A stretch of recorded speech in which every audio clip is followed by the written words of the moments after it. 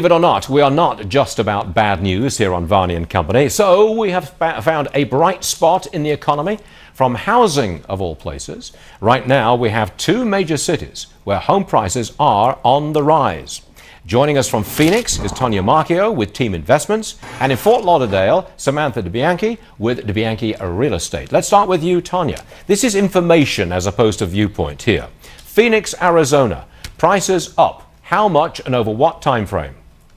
12% since November of 2011, which is absolutely awesome. So people are actually making gains right now. Okay, Samantha, you work I'm just talking local real estate here. You work the Fort Lauderdale down to Miami corridor, I think. What's happened Correct. to prices there and in what time frame? Well, let me start by saying this. It was only years ago that the 5-cent millionaire with monopoly money and a get-out-of-jail-free card could go to a bank and get this mortgage approved. Now the banks are tighter. They're not letting you pass, go, or collect $200. Okay. And we're seeing now that How much are prices up? The prices are up 6% for single-family homes versus last year and 22% for condos. Condos, okay. Back to you, Tanya. What are people buying 12% higher price in the Phoenix area?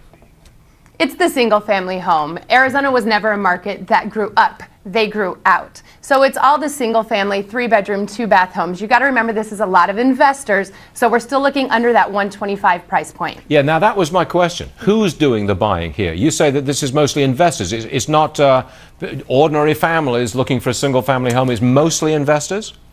Well, there's a lot of investors because they see the value and the returns that they can make on that cash flow every single month. But there are quite a few people buying and taking advantage of low interest rates. Even though that mortgage is tough to get, it's time to take advantage of that low interest rate. Okay, Samantha, back to you.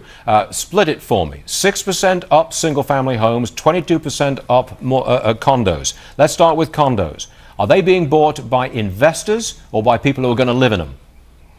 Majority are investors, especially in Miami. Actually, nationwide, out of all the foreign buyers, 31% come to Florida. That's a huge percentage. So that's what we're seeing in Miami. But overall, I mean, you have investors, you have first-time home buyers, especially with mortgage rates being so low. So we kind of have all of the buyers from all over the spectrum. Okay. What proportion of the people buying in Florida, whether it's a single-family home or a condo, what proportion are just walking in with cash, full cash?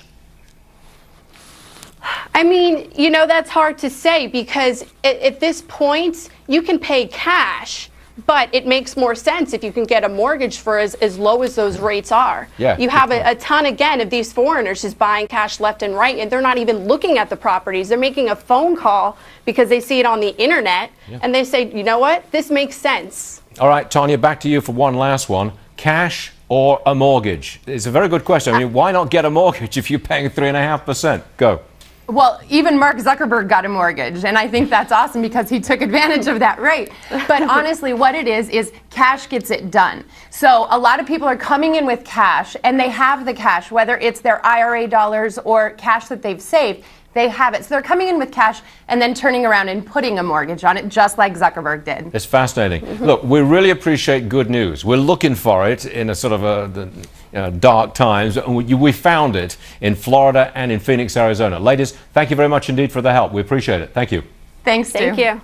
All right, you have waited almost 2 full days for Charles Payne's reaction to Joe Biden's latest gaffe. He's jumping out of his chair, waiting to give it to you. Charles next responds to this. Romney wants to he said in the first 100 days, he's going to let the big banks once again write their own rules. Unchain Wall Street.